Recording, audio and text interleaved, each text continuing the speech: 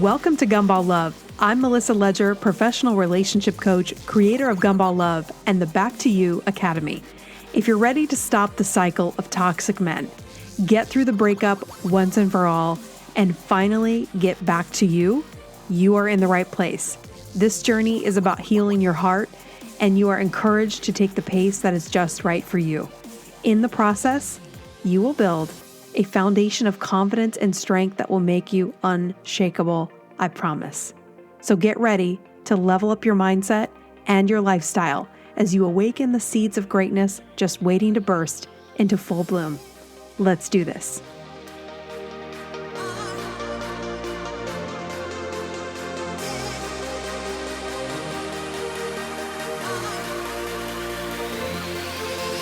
Welcome back to another episode of Gumball Love. I'm your host, Melissa Ledger. This is where we stop the cycle of sugar high romance, discover your worth, and find true love.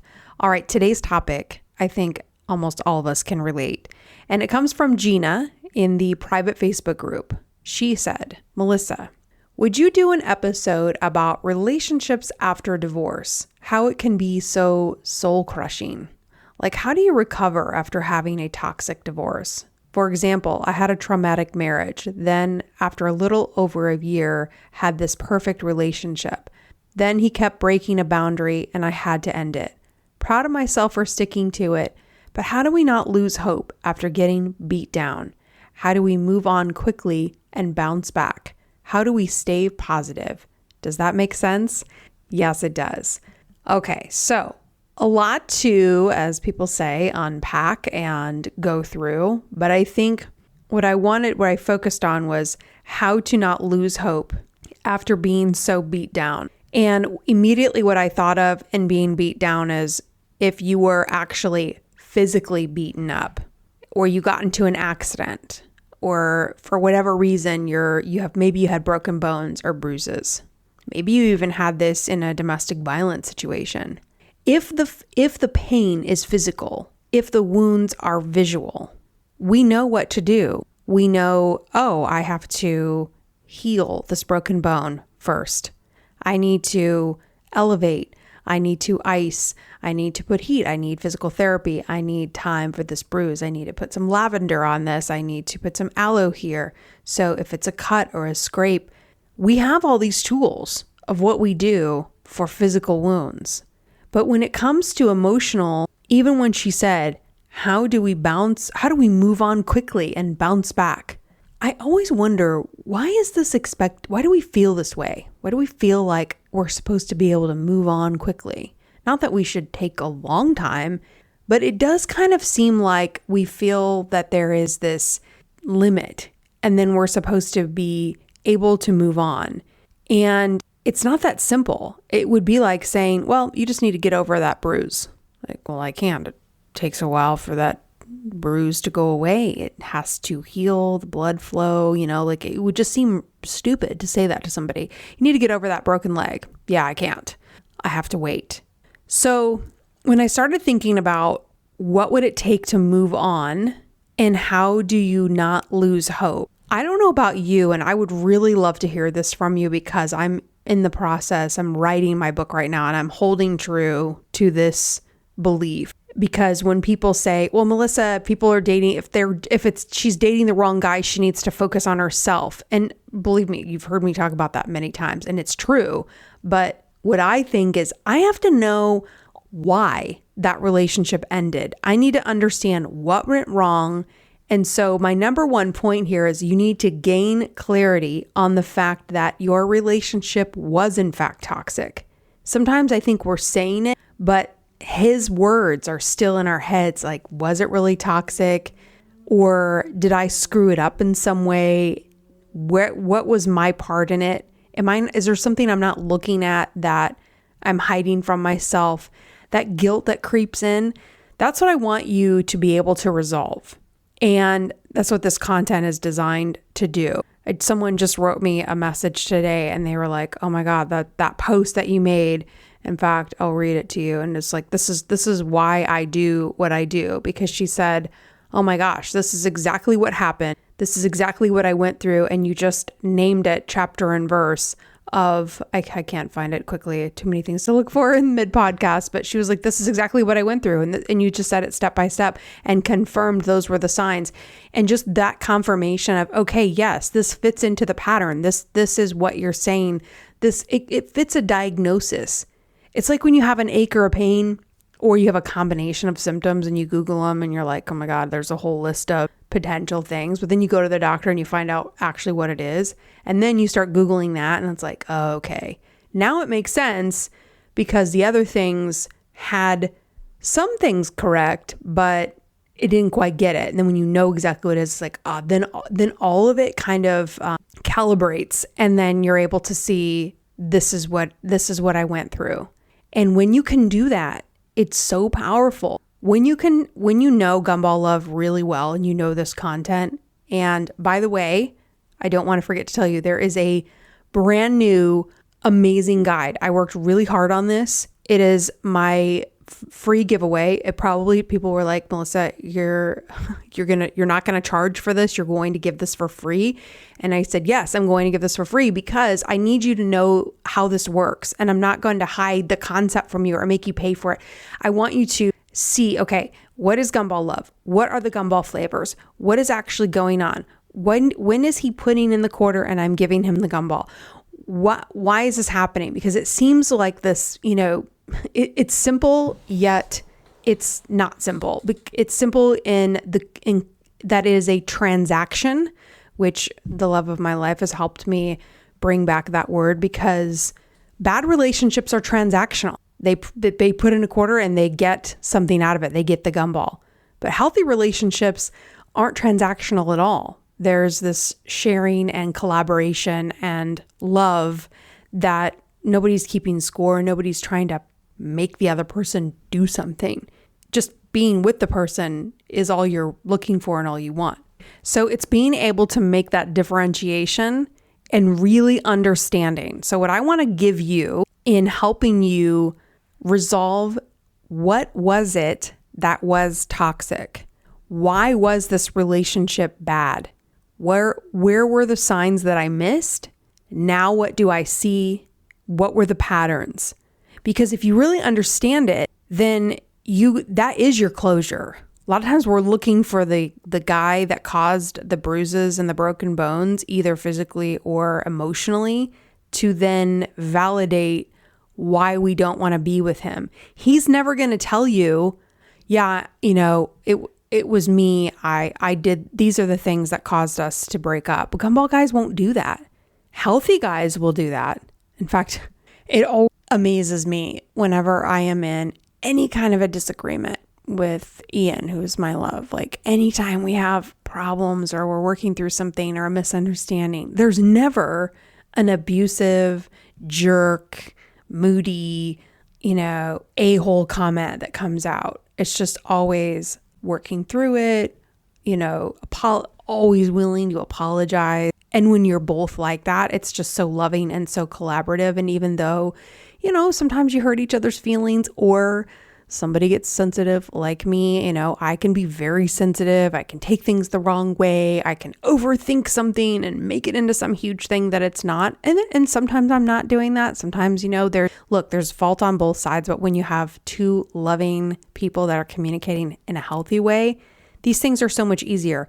And I'm telling you that because I was with so many gumball guys where I would doubt myself and I would think, oh my God, am I really the problem here? Like, is he right? Because I would be so beat down. And I think that is exactly the word. Like I would be so beat down that I couldn't get clarity on what is me, where am I wrong and where is he wrong? Because if he was never willing to admit any fault, then I just continued to feel worse and worse about myself.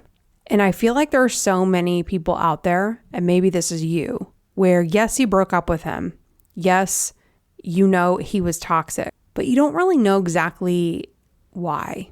You can point at certain things, but you don't know the pattern and you feel sad and you kind of miss him and you're like, why do I miss this guy when he was horrible? But I do. And then you think of the good times and then you start to pick it apart. Where once you can diagnose him properly and you can identify exactly what went wrong, this is where Gumball Love helped me. And anytime I ever doubted doing this and continuing to podcast and continuing to create content, I would always remember, I would say to myself, well, this helped you close the door on any ex-gumball guy. A, that I knew they were gumball guys, and B, I knew that even though if I had any kind of happy memory or fleeting thought like, I wonder what they're doing, I would immediately know going down that road is only going to be a temporary fun interaction followed by me trying to provide the right gumball to keep him interested. And I remember saying this to an ex-boyfriend. We had gotten back, I write about him in the book. We had gotten back together 3 different times, and there could have been a 4th time. And he was like, maybe we should be together. And I said, no, we shouldn't be together because I said, you need constant entertainment and validation. And he even knew about Gumball Love. I go, you need gumballs all the time. And I never know which flavor you need.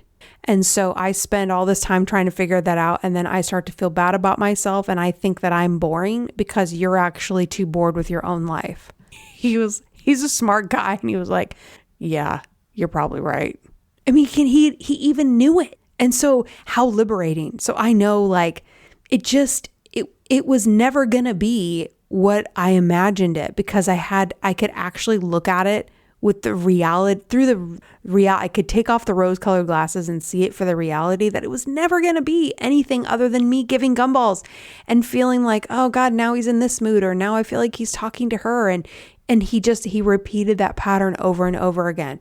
And he was a good guy underneath. And it was hard to look at that potential and be like, but I couldn't fill the void. And so knowing that released me, and this is what I want to do. I want to release you from feeling like, look, there's nothing you can do for this guy. You can't make him happy. It's always going to be something else. It's never enough. In fact, Ian and I were watching 50 Shades of Grey because I was like, look, helping me create this content, there's a few movies that I need you to watch so that you understand what girls are seeing when they're experiencing fantasy, when we're watching A Christian Grey and we look at how that plays out. I was like, this movie is not about sex. It's about seeing a wounded, emotionally unavailable man come around and become the guy that you always wanted him to be. And we've only gotten through the first movie. And as the years pass, if I go back to that movie, it's like, wow, this is really disturbing. It was kind of uncomfortable for us to watch together because especially in the red room where he's physically abusing her. And somehow this got glamorized. And yes, he was messed up, but the point of it, and that's a whole nother podcast, the point of it is it was never enough for him. She always had to keep it exciting. And if you watch the first 50 Shades of Grey, or you can think back, she made it exciting because she didn't sign the contract. She avoided him. She let him think he was going to lose her. She made it a challenge. And if you do that for gumball guys, it works for a period of time. So we're not going to go down that road today, but I'm saying that to you so that you can look at your past relationship and you can get closure on your own. You can look at it and say, I did everything I could. I put everything in and there was nothing more I could have done. And you can, I think with gumball guys, yes, I'm sure there's things, we can do differently, but with gumball guys, it's like, I really feel like there's not much blame you can put on yourself just because they were never there to be a partner to begin with. And so not that you're not at fault for some things. I'm not trying to say you were perfect, although I probably would think you were perfect. But you know what I mean? It's like if they come just to get attention, there's really not much you can do. And so I want you to gain clarity. One, that you are not in the wrong. There was nothing more you could do. And there's no future there because there's no capacity to have a relationship with him. And so as I was making my notes for this, I was thinking about, yeah, it's easy to make that statement if you never have to see him again. But sometimes, I coach so many different people and they're all in these different situations. Some of you are in situations where you run into each other because you live close together, you live in a small town, or you see each other in social media circles, and there's that twinge of, or you see him with someone else. I think of any ex-boyfriend with somebody else, and I just feel sorry for the girl because I know what she's going through. And I want you to, instead of, when you think of being jealous of her, you have to know he still doesn't have the capacity. He's the same guy. It's just a different girl. And so she's not getting what she needs either. So there's nothing better happening with that girl. And sometimes people are like, yeah, but he's married. It doesn't matter. I've seen this happen where it's like, yeah, he married the other girl and they thought it was all perfect. Then that chick's like 6 months later, a year later, that girl's calling her because now she's like, well, I've got to talk to the ex. She's probably going to relate to me. And then there's that whole thing where like, oh yeah, they posted all the happy pictures. And even if they look happy and they seem like, oh yeah, they're married or she got pregnant, he's still not. He's still a gumball guy. Unless he went to therapy, unless he really looked at himself and he did work over long periods of time. And even then, a gumball guy is still high risk. So you have to do what it takes to look at that. And that's where I create a ton of content. Even in my book, I go through what is going on with him, because if we can't understand his limitations and his capacity, and that there really is no future there and there never was, then it's hard to let that go. And then you're on you're on a date with somebody else and you're bitter about it. Or this is why people want to talk about their ex on a date, because they're like, yeah. And then when my ex did this, I was like, psh, and then we're telling stories because we're looking to be validated there. Like, tell me my ex was wrong. Like, can you imagine that? And then it's so amazing when someone's like, oh yeah, that's so ridiculous. Like, I don't even, and then when my ex did this, and then we're sharing stories because we're still not 100% sold that they were in the wrong or that relationship is completely resolved. So if you need to book coaching calls with me, by the way, you can do it in my Instagram bio. If you just go to my Instagram page and says book now, all the coaching packages are there. So, and they're going to change. They may already be changed by the time this episode comes out, but my pricing is changing and the way that I'm packaging this, because I want to take you through this journey. I want you to have data. I want you to have real hard facts to look at. So we're not just talking about your story and me trying to help you build your confidence. We do those things, but we customize it around actual these are the flavors that he was craving. This is how you were feeding him those flavors. These are the patterns that were happening over and over again. That's why I say stop the cycle of sugar high romance. Once we stop the cycle and we get off that merry-go-round and we stand there and we can finally look at ourselves and discover our own worth and value. Like, yeah, you were just caught up in this pattern. But when you can get out of it and then you can look at it and go, oh, wow, I see it. And not to see it to beat yourself up. Because remember, we're trying not to be beat down. We don't look at it and go, oh man, how did I not see it? Because you weren't looking for it. You didn't know it was there. Now you know. So instead of being like, oh man, I was an idiot. No, now you're smarter. Now you won't repeat it. And now you're free. This is what I want to do for you. So once we stop that cycle. So I think to not be so beat down, we were feeling mopey and beat down because there's something there about that ex that we feel emotional about, we feel sad, we feel angry, we feel like bitter. And that particular relationship, when she said, how do I not lose hope? The feeling of lost hope is because we think, I'm just going to do this again. So why would I start over with some other dude if I'm just going to end up here? Well, you will if you repeat the pattern. But if you stop the cycle, stop the pattern, then you won't repeat it and you can feel liberated.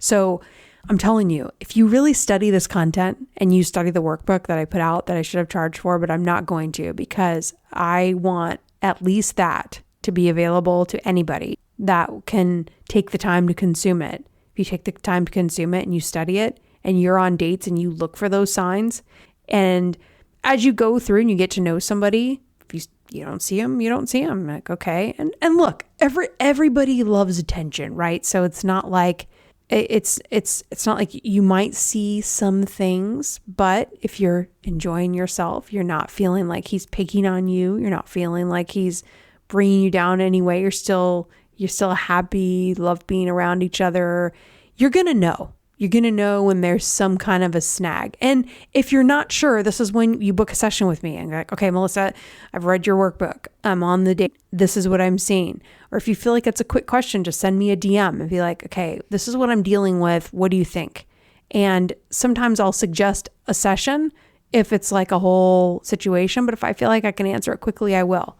Because if I see that you're an active student and you're working through it and you've got the data and you just have a quick question, I'm happy to answer that for you. I want to hear from you. I want to know like what's happening in the field. Okay. So that is the biggest key. Sorry for all the noise. I just had to like move around in my chair. Being unsure about this will make you constantly second guess yourself. So you need to know where you were wrong, where you were right. I know where no one's perfect. But you don't need to be living with that doubt. Okay. Second point, what has changed in your life since that relationship? I'm just pausing for a second here. Think about that. Since we broke up, if you look at your life, what has changed? Do you still live in the same place? Do you still drive the same car? Do you still have the same job? Are you wearing the same clothes? Do you work out at the same gym? Do you hang out with the same friends? Some of these things are perfectly fine to be the same, but are you still hanging around with the same people? So if that's the case, you might need a little bit of a refresh. And so depends on your budget. If you have no budget, this is how I would do it on a no budget. No budget, you can curate your news feed on your social media. What is talking to you on Instagram and Facebook? Who are you hearing from? What are you looking at? That's something you can change for free. You can change your furniture around. You can clean up your desktop on your work computer. You can declutter. You can do a closet clean out. You can arrange your pillows different on your bed. You can put a different centerpiece. You can put a centerpiece from that table and put it on this table instead of that one. Use what you have to change up your environment. And I've done whole podcasts on getting over a breakup. But I think that if we've had a relationship that beat us down, we feel like we've lost hope. Sometimes we're just sitting in the same environment, stewing about it. Are you talking about this relationship over and over with the same people over and over? Because sometimes we want to move on and we feel like we want to go from this relationship into the next, but we're still kind of living in that old relationship in our life. We're doing the same things. So try to change as many things as you can, even cleaning off. I need to do all of these things right now, by the way, and I'm not even going through a breakup. So it's like we moved into this place, I don't know, 8 months ago. And, it's just stuff that doesn't have a spot and things that came from New York that don't really fit here. And, I don't know. It's just like, this isn't really the office space that makes me, I need a refresh and everything. So what I'm going to do, I'll just tell you as a side note, my beautiful girl from Aesthetically Obsessed, I was just on her Instagram live, and she's going to help me do a closet edit, which I'm so excited. I still have to fill out her intake form. And we're going to go through, I just think it's important, like, what are we wearing? A lot of us are working from home and people aren't going out as much. And it's like, what is happening with my wardrobe? I don't even know. So like, I need to do a clothes edit, decluttering, what's on my desk. All those things are so important, right? To really feel like the current version of you or the future you that you're working toward. Put signs and symbols of things of your future in your current reality. And this will be critical in moving forward. So I think we're all kind of a little bit funky right now because of the pandemic. And it's like we're adjusting to and constantly readjusting to a different reality. And for those of us that are planners, this is driving us crazy because travel plans can't be made, and, traveling in general, going to events, and I think I just said the same thing, but vacations or events or work things or social gatherings, it's all just kind of a weird thing. And so we're all making adjustments. We're all getting used to all of these changes. And so everything might need a little bit of a refresh and a reorg, especially since we're spending a lot more time in our homes. So I don't want to labor too long because I love that topic and I can feel myself wanting to get really in there, but it's okay, Melissa, get back out of that. Okay. So are you hanging around the same people? Are you talking about the same thing? Are you regurgitating this over and over again? Because if you are, it's because you want to make sure you're right. You want to make sure that you're okay. And so then it means you're just staying in that headspace. And so how much space does he still have in your life, even if he's gone? Okay. Now, if you have children with him, then it brings up this whole other difficult part about moving on, because there's the meeting and handing off of kids. And then does he have some new girl? And then who's that? And what does she look like? And do we hate her, or do we kind of like her but kind of want to hate her? All the things you go through. I'll never forget dating this guy who had children, and I would see the ex-wife and I would think, gosh, she has to hate me like I'm with her children. Like I would hate me if I were her. And then I talked to her after he and I broke up, and I was like, how could you stand it? But I was so good to her kids that she was like, oh man, Melissa, she goes, you taught me what it should look like when my ex is dating somebody. She's like, you loved my kids like I love them.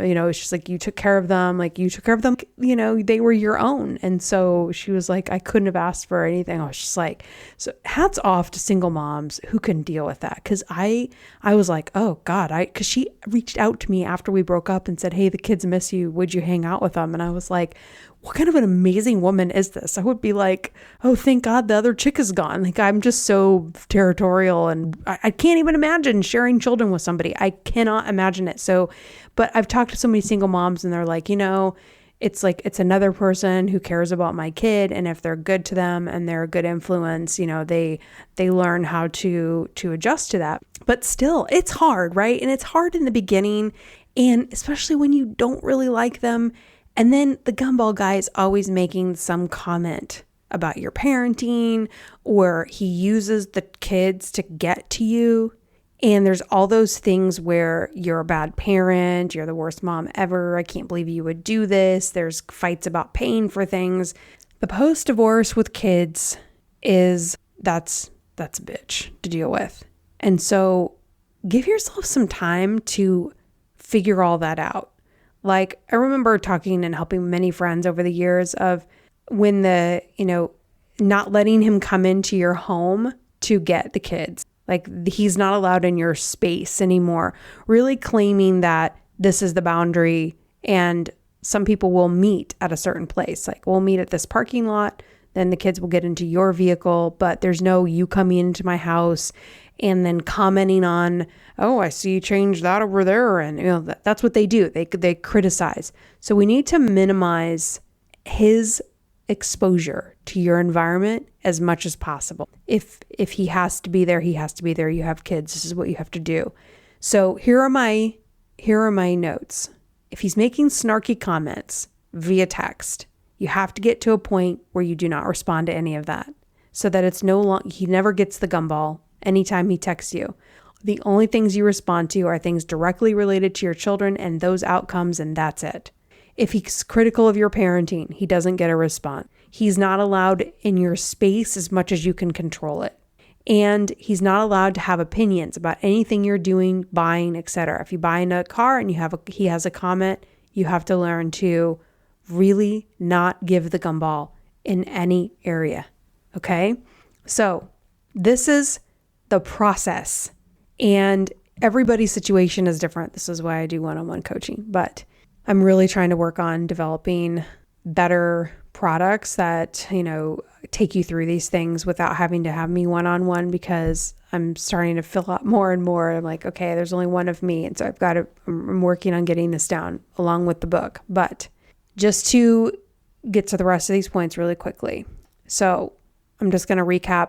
What has changed in your life since that relationship? Are you still hanging around the same people, having the same conversations? How can we change that up?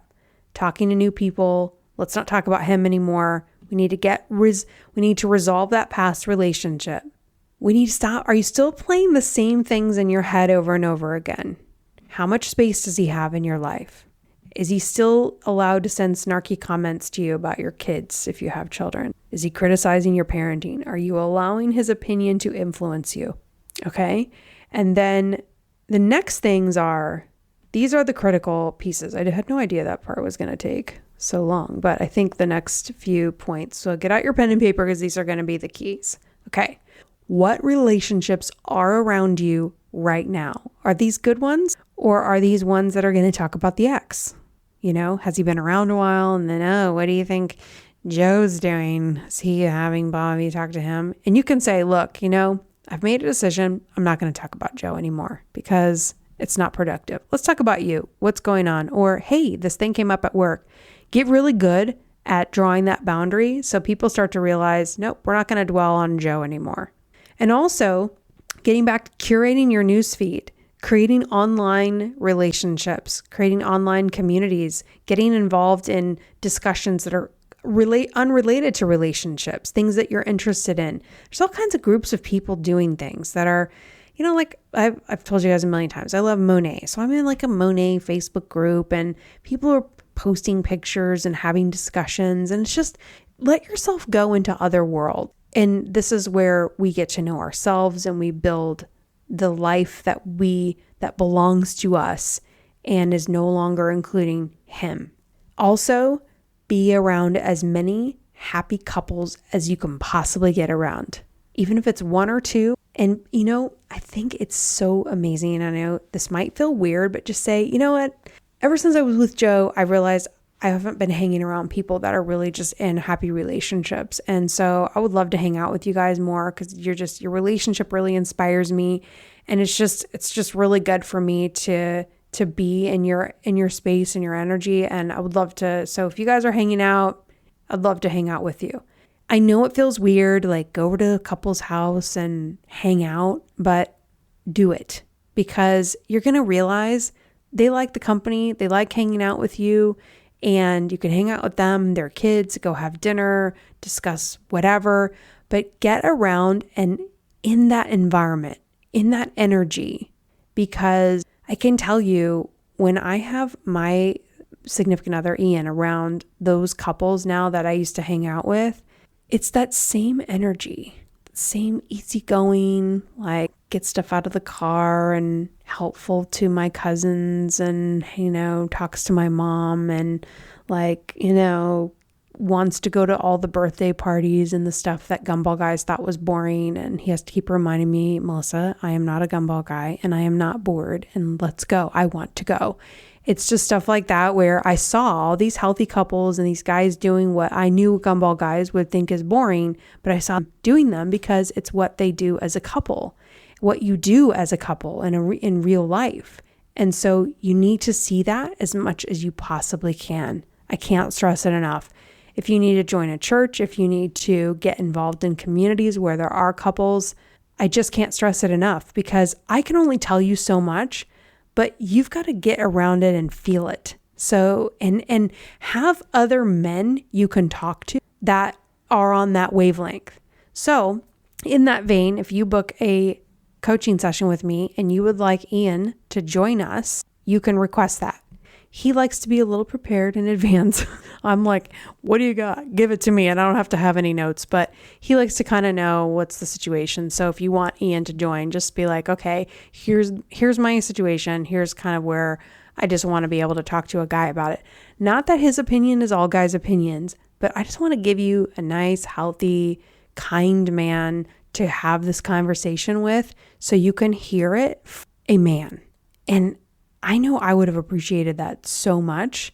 So I can be there with you, or if you just want a one-on-one with him and you want to talk through it, he's happy to do it.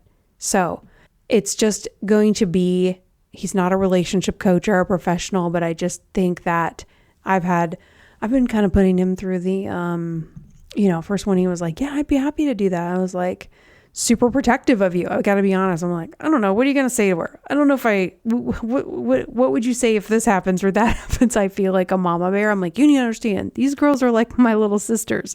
Like I do. I think of you like all my little sisters, and I want to make sure that, he was ready to talk to you guys. But just as we've had these conversations, I've had tears in my eyes listening to how he wants to help. And when he watched 50 Shades of Grey, it was just like, oh my God. He was like, it's never enough for this guy. And she's trying to get into his world to understand him, to somehow be there for him. And he was like, oh my God. I was like, I know. And this is what we feel like we have to do with these guys. And he's just like heartbroken for all of us that have gone through this, well, just like we started in this podcast, this feeling of being beat down and losing hope and thinking that this is the only way. So being around healthy couples, I can't stress it enough. And getting comfortable with being the single person at events. You're not some mutant being single, who cares? No one cares.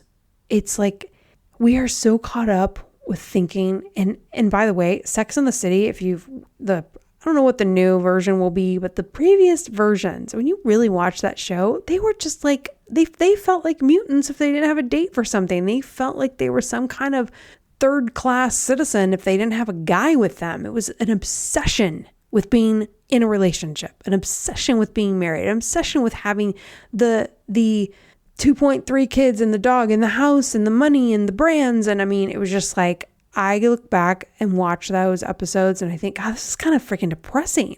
Even though I loved New York and that fact that she was a writer, and a lot of people have that fantasy, but it's like, this is really depressing. And so we've got to get out of that, there are 50 million plus single people in the United States alone, and all over the world, there's people single everywhere. Single people are the majority.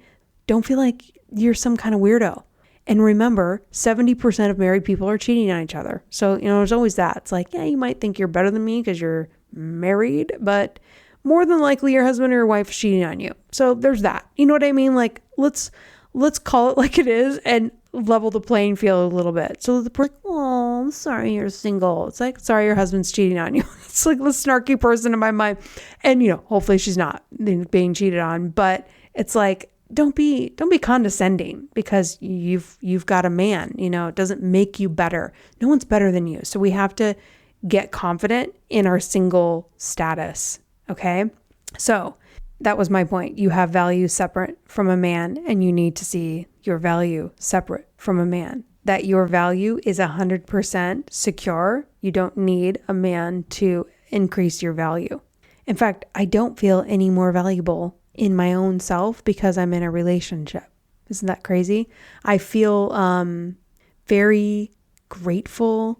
And so I think like the longer I spent as a single person and I really owned that life, I was good at being single. And now I see it on the other side. I'm so grateful, and I think I'm grateful for I'll thank him for things. And he's like, why? I have fresh lemon water like all the time. He's always making sure I'm hydrated because we're doing this sauna, and he knows that I'll just get distracted and not drink water, or making sure I'm eating, and like just all these little details that he'll take care of for me that are just so loving. And I appreciate it so much, but I already knew my value coming in. So I don't feel like I am more valuable. I don't feel like I'm like walking just because I have somebody. I don't feel like that makes me more important because I figured out my importance before we met. So now it's just like I get to share my life with someone, and that is wonderful. And there's so many great things. And I don't want to discount the relationship, but I just want you to hear me that it's not like you feel like, okay, now I'm super valuable because I have a man at my side. It's appreciating him for who he is, him appreciating you for who you are, but you are equally important together or separate. And that is so important that you see that. So, a few other things. Take care of your body. Take care of your body. go to the gym just to feel good about breaking a sweat.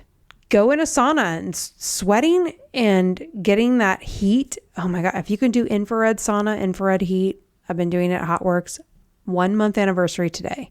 I feel like a whole new person. I want to go back. We were even talking about doing doubles. Like after a month, it's like, okay, I think I could do this twice a day. It's that there's a high from that infrared heat and that sweat and that toxin release. It's just amazing. So find something that you really enjoy doing that you look forward to. Just as a side note, I look forward to it because it's like a quiet, private little space that is just feels cozy in there. So sometimes Ian and I will do a class together, and other times I'm in my little sauna by myself. And if it's a workout I know, I'll put on a podcast and just sweat it out and listen to whatever. Or sometimes I really focus on the workout. Just depends on what I'm feeling that day. Or if it's a brand new workout. If it's a brand new workout, I can't do a podcast. But just taking care of your body, to take care of your body, not to be skinny, is the first step in self-love. When we don't love ourselves, we're doing it to be skinny. When we love ourselves, we're doing it for all the health benefits. And the weight loss will come. And look, sometimes we do need to take off a few pounds. I need to take off a few pounds right now. I just do. I went to the gym, I got assessed, I saw my body fat. He told me, okay, this is probably what you would need to lose to reach your goal. So it's okay. We don't have to, if you hate yourself from this point till the goal, you'll probably never get there. And that's a lot of the reason I struggled, is because I just hated myself and I beat myself up through the whole journey.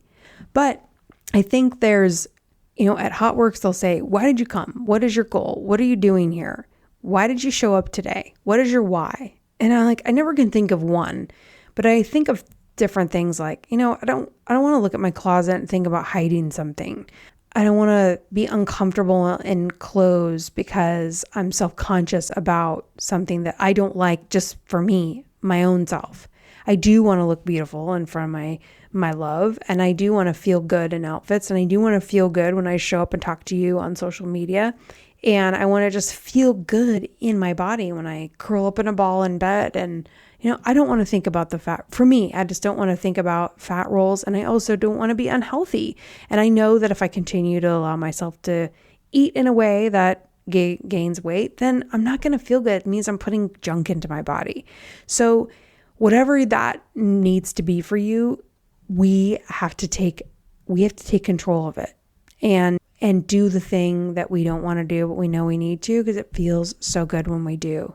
So this is the process of getting back to how we don't lose hope after being so beat down after a relationship, getting back on your feet after a divorce or a really bad breakup or a long relationship, or maybe it even wasn't that long of a relationship. Maybe it was, a couple of months and you still feel like, man, sometimes if it's a short one, but you really thought it was the one, and then you have that devastating blow, like, how do I get back on track? How do I not lose hope? And I don't want you to lose hope. And this is the one thing, I never wanted to become bitter and angry at men. And I'm so glad I didn't. I really fought that, because I could see sometimes those hard New York women. So funny to me though. The hardest New York women, I could always see the soft underbelly. Like, I just felt like New York women had such a hard shell up, but inside they were just mush. But they would put that hard, bitter exterior, man hater, all this stuff like the future is female. And, what are we doing? We're saying the future is female, and then we're watching 50 Shades of Grey. Like, I know I always use that example, but it's like, we don't want the men to be feminine, do we? That's not what we're looking for. Clearly, it's not what we're looking for. When 50 million women buy 50 Shades of Grey, the book, and watch the movie and obsess over this guy that I think he's an abusive, very abused. He's abusive because he was abused, and he's extremely toxic and horrible, like any woman in the situation. He was controlling and manipulative, all the bad things. Yet I think we're starving for that masculinity that he appears to have. Although I could give you my spiel on 50 Shades sometime, how to me that isn't masculine at all. That's not really what you want, that protector. You want that manly man. You want to feel like a woman, right? And this is where we get into the whole masculine, feminine, which I'm going to do a podcast on that because I have thoughts on. Just as a quick note, as you're navigating this whole thing and you're getting through your breakup or your divorce and you're getting back in the world and people are saying like, you need to be in your masculine and your feminine. I mean, I'm available to hear what people have to say, but some people, this is what someone said, the doing is the masculine and the feeling is the feminine. But I don't know why we have to put them in those big buckets. Like if I'm always doing, is that me being masculine? I don't really feel like that.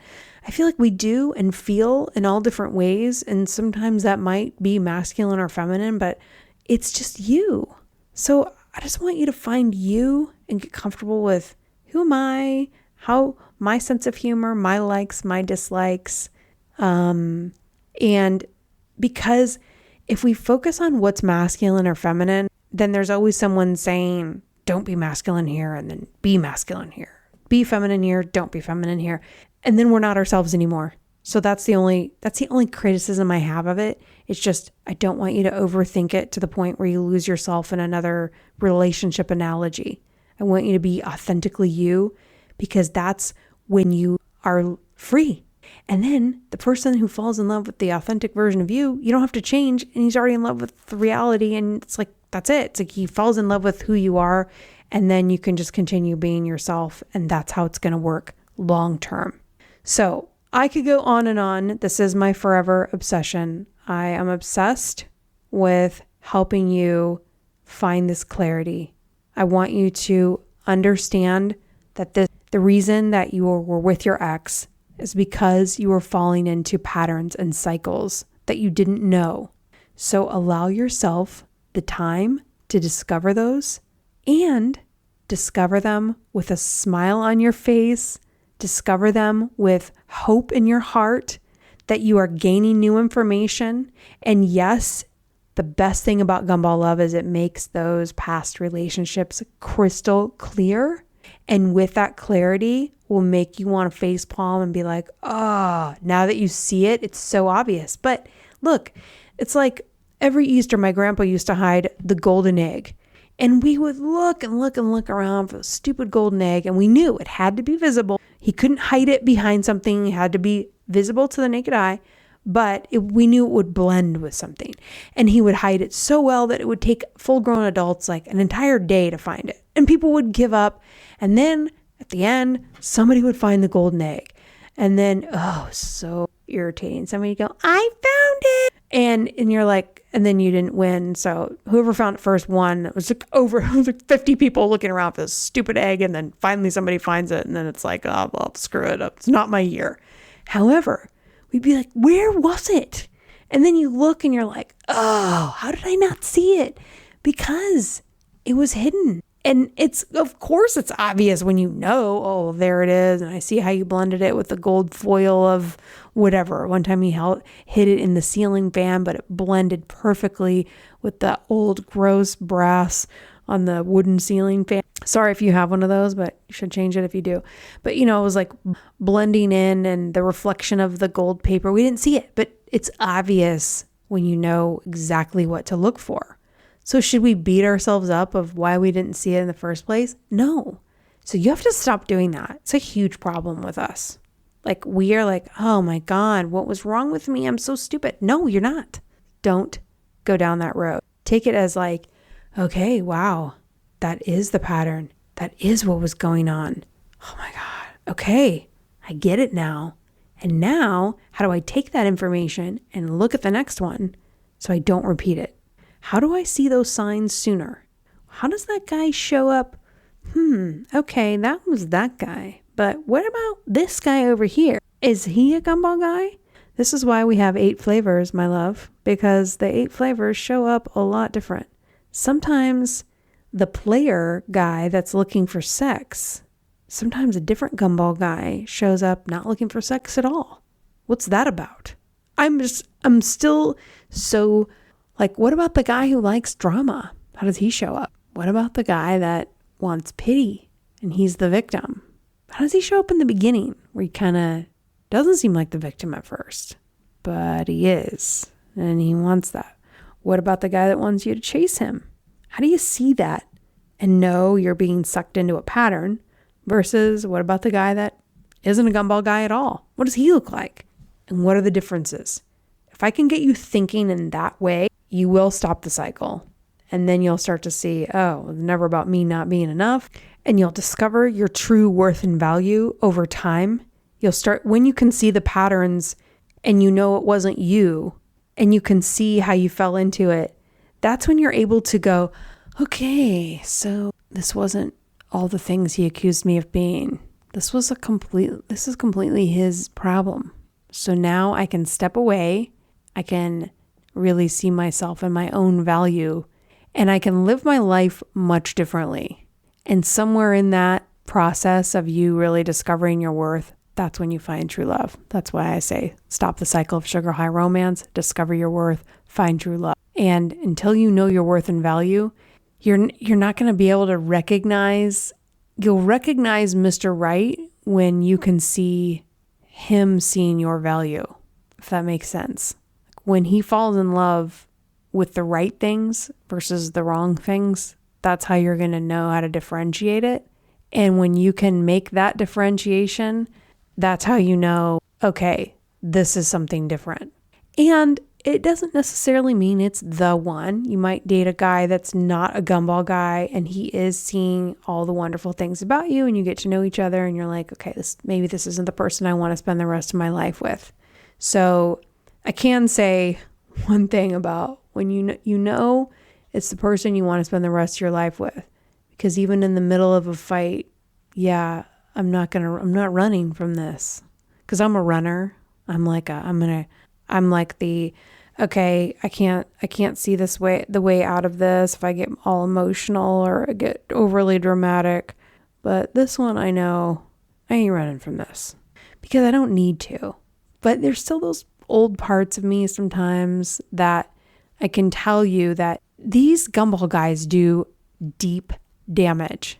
And sometimes the only way you can really get to some of those layers is by falling into deep, deep love and really caring about someone. And then that's when you get into those places that you could just really never get by doing therapy and journaling. Like sometimes you're not going to get to the depths of those fears and insecurities until there's somebody that can really hurt you in that way, or that has the power to, right? But they could, but they're never going to. But the idea of that is sometimes like, you could totally level me, but they're just like not going to do that. But there is a part that's like, okay, yes, he's never going to do that.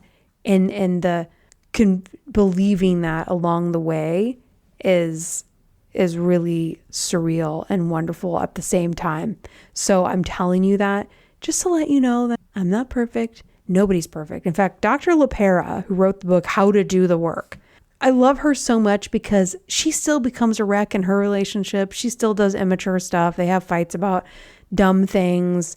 And, she has her overreactions, and then she knows how to admit it. And they come, look, we're all dealing with our inner child. We all have an ego, and it's a journey. It's a process that nobody perfects. And isn't that liberating? So look, we're all here to help each other along the way. And if I'm helping you and shortening that process of you staying in agony where you've lost hope, that's what I want you to do. I don't want you to be in that hopeless place anymore or that beat down place anymore. So, all right, my dogs are starting to wrestle in the background. If you can hear them, it is almost dinner time for them. So I'm going to wrap up here. I hope this helps you to gain clarity and to be a little more hopeful that just because the marriage that you had ended or the last relationship ended in breakup, that it doesn't mean it's the end for you, that this could be a beautiful beginning to you really finding the love that you deserve. All right, my love, until next time, I'll see you soon. Bye-bye. Thank you so much for listening. If you want more information or to schedule a private coaching session, or better yet, to join the next Back to You Academy, go to gumballlove.com. If you loved this podcast, I would love for you to share it with your friends. And if you really loved it, A 5-star review is the best compliment you can give. Remember, you are enough, you are right where you should be, and the only thing you have to do is keep going. I'll leave you with my favorite quote by Henry David Thoreau. Go confidently in the direction of your dreams and live the life you have imagined. Until next time, I'll see you soon.